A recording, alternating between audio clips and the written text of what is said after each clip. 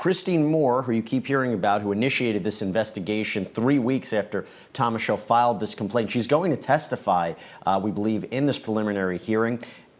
Partly about this seemingly questionable investigation where she interviewed mostly medical experts, and then Nassar ultimately returned to work. Katrina, how much is this about trying to understand what mistakes were made, how he returned to work, why he was let to keep on doing what he was doing, or how much is this really going after Luanna Simon? I mean, why are we going after Luanna Simon?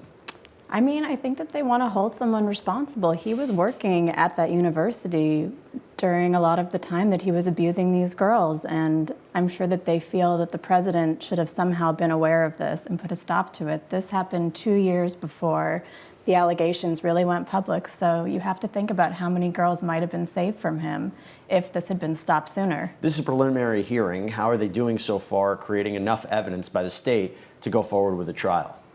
You know, that's not clear to me yet. I feel like I really need to see more about the evidence that they have, like whether it really shows that Simon did have knowledge that he was responsible for that abuse, and what happened with their investigation, why it got stopped, why they didn't move forward. I think the testimony of these witnesses will be crucial. Yeah, I wonder if it's easier ultimately to go to for the defense to try to say, hey, there's not enough probable cause here. Let's just drop these charges. Let's can't go to a trial. I don't know. How difficult is it for the state? You know, I mean, it's a much lower standard than they'll have to prove at trial. So I think it is plausible that this could move forward. I think we really have to see what comes out. Okay, well, after both of the evaluations, it was deemed that this man was competent to stand trial. So, Katrina, what's the legal standard here? I mean, how did they evaluate him? How do we know that he is competent? How do we know that this trial should continue? I believe they have to evaluate whether he can communicate with his lawyers, whether he can understand what's going on with the proceedings, whether he understands his own plea, the role of the judge, the role of everyone in the court. And 2 experts did deem him competent. I think it's also important to note that this trial did get delayed, I believe 2, maybe even 3 times because of his competency. So maybe it's not surprising that this is an issue again. But yeah, he was first deemed not competent, and then he was deemed competent. But the jury doesn't know anything about this. Yeah, the jury doesn't know about this, but you know, it seems like the judge has done due diligence, having 2 experts evaluate him, and you know, hopefully if there's an appeal, it will still be deemed valid that they move forward with the trial. And one of the interesting things is he was also asked about the insanity defense, kind of ironic, but he knew what the defense was. He understood what the different pleas were moving forward. But based upon what you've seen in this case, us as viewers, doesn't this raise some questions as to whether or not this insanity defense may work? Yeah, you mean the fact that he understands his own insanity defense? Yeah, I know insanity is different than competency, but I mean, just between us, it raises a question. It does. I mean, I guess he's very tricky. People seem to think he's really manipulative, and at times he seems really lucid. He seems to really understand what's going on, and other times he really acts very delusional and odd, and I think it's hard to read what's really going on with him. Katrina, he doesn't want a lawyer. He wants to leave it in the hands of God. That was his first court appearance. What do you make of that? I mean, I don't even know. It's just so hard to comprehend what's going on with him. Well, let me ask you a question. So the prosecution is at least introducing the idea that he might be making all this up. You know, they were able to get into evidence a statement that he allegedly made 15 years ago where he said, if I ever get into trouble, I'm going to claim insanity. Yeah. He's been accused, as you said, of being a person who manipulates the system. What do you think's really going on here? You know, I think early on I was feeling more like he was crazy, and I think he clearly has mental issues, but the more I learn about him, the more I'm starting to wonder if he's just manipulating everyone. And I think there's an interesting statement that is not going to be let in, I think, by a paralegal who worked in his family law office, and he said something to the effect of, if I can't have Phoebe, no one will. And the jury's not going to hear that evidence as far as we know right now. But, you know, that seems really damning. Well, remember, so if we're talking about insanity, there's a lot of different standards here. But I mean, there are 3 different ways. Let me rephrase. There are 3 levels here, right? Mental illness, which I think they've pretty much established. Yeah, that's Then clear. Did he know that he would be killing her? Did he know what actually he would be doing by throwing his daughter off the bridge? Some arguments could be, he knew that was going to result in a death. Yeah. But then the question is, did he know it was wrong? And then there comes a whole question, why did he run away from the police? But then why would he throw his daughter over the bridge right in front of an officer? Yeah, and I think that some of the defense's experts provided interesting testimony about that. You know, they said that the fact that he did it in front of an officer shows that he didn't think that it was wrong. Like, he thought that he was saving the world by dropping her over this bridge, and even his distinction in terminology between throwing her and saying that he dropped her kind of revealed that he didn't view it as maybe like the murderous act that it was. Right. And also coupled with him allegedly saying to the officer right before he throws, this young girl over the bridge, saying, "You have no free will." Yeah. Weird comment to make. Well, this first interview is a lot different than the second one, and we're going to play that for you in a minute. But Katrina, don't you find it weird that she's just so forthcoming with information, and she's not lawyering up, and she just wants, she let them look at her house, her cell phone? What do you make of that? I mean, I think in a way it makes her very credible. It makes it seem like she's not trying to hide anything. She didn't get a lawyer to come protect her. She's talking very openly with them. And if anything, maybe it makes it seem like she doesn't think she really did anything wrong. If you're sitting on the jury, though, one of the things you heard was that they almost questioned, what was Jason Wesche doing? The father. Are you trying to hide something for him? Did he do something? Well, clearly, if you're sitting on this jury, you know that everybody believes she's the one who's responsible for the death of this young girl and not Jason. So what do you think the jury's thinking when they see this video, and maybe also in light of the second video that came out? I mean, I think when they watch this, they can see that they're really trying to cast some doubt on whether she is the one who actually created the fatal injuries. Was it the dad? Did something happen while Hannah was still in his care before she was dropped off that day?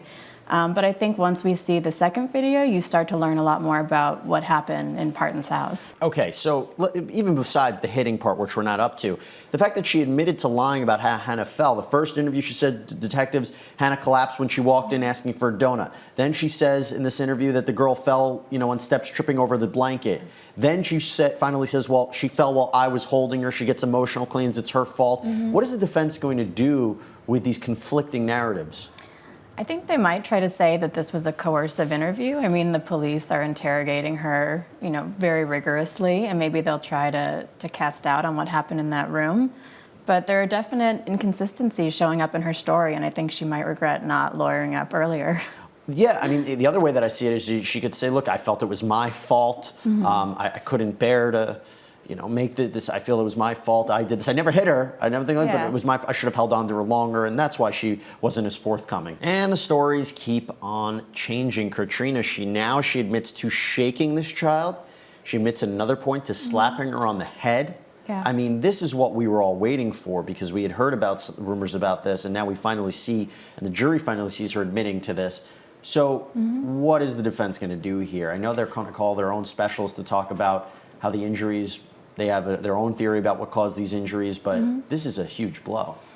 Yeah, I think this is really problematic for the defense. I think the things that she admitted right there, the prosecution can really use to try to prove that she was in fact the cause of Hannah's death. I mean, just medically speaking, a younger person's brain is much more fragile than an adult, so shaking a child like that actually could have feasibly caused some of those injuries, and the defense has a tough time here. What's interesting also is the prosecution doesn't have to prove that she intended to kill her. Yeah. They just have to prove child abuse in order to get the murder, involuntary manslaughter, or child endangerment charges. Yeah, I think the murder one is going to be harder for them. I don't know that there's really a sign of specific intent here, but I do think that the manslaughter charge is really viable. The way that I understand it with the murder charge, it's the felony murder rule. So if they can show that she died as a result of the child abuse, then they could get her for murder. Okay, got it. I don't know if you saw something different, but again, that would make it easier for the state to prove murder here. Yeah. Right. Yeah, agreed. And it's just a case where they talk about the frustration of a babysitter. And I'm sure in these child abuse cases, that's what a lot of them are like. Yeah, I mean, I think for the defense, they're really going to have to cast doubt on the fact that she actually caused the fatal injury. Sure, she injured the child, but maybe those aren't what killed her. Maybe something that happened in the father's care did. Yeah, and we do believe that the defense is going to call Dr. Werner Spitz, who's a very high-profile person in this the legal arena, and I believe that this might be a very interesting moment for the defense, and we'll have to see which way it goes. Okay, let's break this down. Now, Katrina, this is what I'm told is a process crime, right? You're interfering with the judicial process here. You're lying to investigators. Is this a tough thing to prove? I mean, because don't you have to get into the mindset of the defendant? That's true, but I mean, I think in this case, they really just need to show that she was aware that Nasser was the person that was being accused, because she was claiming to the police that she just knew that there was someone under review, but she didn't know who it was. So if they're able to show that she knowingly lied to them about that, it seems like there's enough probable cause to move forward here. What about the idea of motive here, that she would do this as a way to cover everything up? Does that make sense? A president of a university like this would cover something like a sexual assault like this up? I mean, you would hope not. You know, as a woman and as someone who is in charge of the university, you'd hope that her goal would be to protect the student body. But yeah, I think it's feasible that she wanted to protect the reputation of herself and the school, as the prosecution says. You know, she wants to protect her legacy. She doesn't want people to know that this is happening under her purview. And maybe they tried to sweep it under the rug. What's interesting is a lot of times people are threatened with perjury or don't lie to an investigator. There could be consequences. Do you see a lot of times people don't value that? You know, they're always looking at the bigger picture, those bigger crimes. But how many times this year in politics have we seen people who have been brought up on charges of false statements? Clearly, she has a long way to go before a trial. But the question is, do you get a sense of these crimes, maybe people don't take them as seriously as they should? Yeah, I think that that's absolutely true. I think you're right. We're seeing this a lot more, and maybe she at the time, didn't really see herself as doing anything that wrong. Well, here's the thing. I mean, we wouldn't have had this if those women didn't come forward, the survivors didn't come forward, right? I mean, she wouldn't have been brought up on charges unless someone said something. Yeah.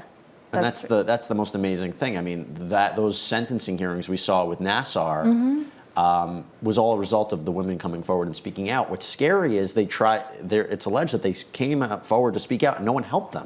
Yeah, I mean, I think that's exactly what's the saddest about it, is that we know about this because those women came forward in 2016, but as we're seeing here, women were coming forward earlier and just no one was really listening to them or taking their accusations seriously, and allegations were getting shut down, just like in this case. That's the defense attorney for Luana Simon, unsurprisingly downplaying the charges levied against his client. What do you make of the defense? I'm not that convinced by the defense. It feels very flimsy to me. I mean, he tries to equate this accusation to just like your average sexual assault accusation, and any sexual assault accusation should be taken seriously. But to me, this is more than just maybe like a student against student. He was a really prominent figure at that school dealing with Olympic athletes and their own athletic program. And I just find it hard to believe that his name wouldn't have made its way to her office. What's interesting is he keeps putting the impetus on Christine Moore and Paulette Granberry Russell, who he says was really in charge of the investigation. We know that Moore is now being questioned live in court about this. What do you make of that argument? I mean, I see what he's saying, but I think ultimately it falls under Simon's purview to take action. She is the president of the school, and I think it'll be interesting to see what Moore says about her investigation, what she conveyed to Russell, and then what Russell says was actually conveyed to Simon, and that will help reveal whether Simon knowingly did conceal this. All these change of who told what to who. I wonder if it complicates matters for the prosecution, but we'll have to see. It does, yeah. It does, right, yeah. Katrina, it's never good when the detective gets it wrong. I mean, he's accusing her, you didn't call for an hour and 20 minutes. Oh, sorry, I was wrong, stand corrected. She immediately called. What did you make of that? I mean, this obviously is very good for the defense. I think the detective has been quite aggressive with her and maybe is trying to catch her in a lie, but clearly the timeline is problematic here. Hannah was only there for, a minute before this injury happened, and it makes you start to wonder how it could have happened that quickly. Like, what happened before she got there that day? It does make you wonder, because she did get there. Doesn't it seem strange this happened so suddenly? She also accused Jason Weshy of bringing Hannah over in a hoodie, zipped up, blanket over her. That seems strange. Yeah, I think this all starts to cast some reasonable doubt on whether she is in fact the culprit here, and maybe whether something happened at home that day with her dad before she even arrived. But they don't have enough to show that. I mean, that's not really the main question. The question, I guess, is it not possible, these ideas of the falls, that this little girl took falls that seem pretty strong. But then again, one of our guests had said, how many parents are on that jury and know of little kids who take these falls, and nothing quite like this? That's true, but I mean, there is also the fact that she does admit to shaking her, and that, I think, is another issue. It starts to make you question how she was handling the child. All right, this is important. When did these injuries occur? Because according to these two experts, she would have suffered a traumatic brain injury. She wouldn't have been acting like herself. But based upon what we heard so far, it was claimed that she was fine. She was acting herself. So what am I not getting here? I don't know. This testimony is really bad for Parton because she does say that Hannah was acting normal when she arrived that day. I think she said couch and donut or something and started to walk inside. So with what these experts are saying, it makes it seem like the injury had to have happened during that small window. The defense, under cross-examination of the radiologist, was able to show that she doesn't know the exact timing of the injuries. But what the prosecution's done, I'm curious your thoughts on this, is that it's not just what she did in the day in question where she shook her, but also if you look at the pattern of her abusing her over the last few days, that contributed to it. Yeah, I think the pattern of abuse, saying she hit her, she poked her, she shook her, then the girl allegedly fell, it really makes you wonder what was happening under her care. You know, what is she doing to these children or this one child? Well, then the other question is, if she really was doing this, why would the father allow his daughter to be with this woman? I mean, that's a really good question. But maybe, as you were saying before, you know, parents think that children have little accidents, that they fall. Maybe he's a dad who thinks it's okay for some corporal punishment to be involved, because I think she said that she did tell the father about what happened. Well, she told the father, I mean, you know, that she fell. And again, it's weird. It's a very weird case. Yeah, it's a strange story. Yeah, it is. But we're not done with it because we want to play more of Lindsay Parton's interview from last week. It's definitely an important piece of evidence. I don't know, Katrina, it would have been in the incentive of the defendant to point the finger at Jason Wesche and say, look at these living conditions. Oh, you want to talk about someone who beats their child? I don't know, some shady stuff was going on, but she didn't. Never once pointed the finger at him. Yeah, I absolutely agree with you. I mean, I don't know that she was really thinking in a calculated manner during those interviews, though. She really just seemed very open with the police. She was just trying to answer their questions. I mean, it actually makes her seem a little more innocent, in my opinion, the way that she was talking to them. And seeing the pictures of the home conditions, that was the first time I've seen those, and it really makes you question what was going on in that house a bit. Speaking of that, Jason Wesche is on the prosecution's witness list. If he testifies, what do you expect? I don't know, but I'm very interested to see that testimony. I mean, I imagine that he will try to make it seem as though Parton is the one that caused these injuries, but I'm curious to see what comes out in that testimony. You mean you're curious to see what the defense is going to say under cross-examination of him? That's the key right there. Yes, exactly. Katrina Kaufman, thanks so much for coming on this morning to break down the cases with me. Thank you for having me.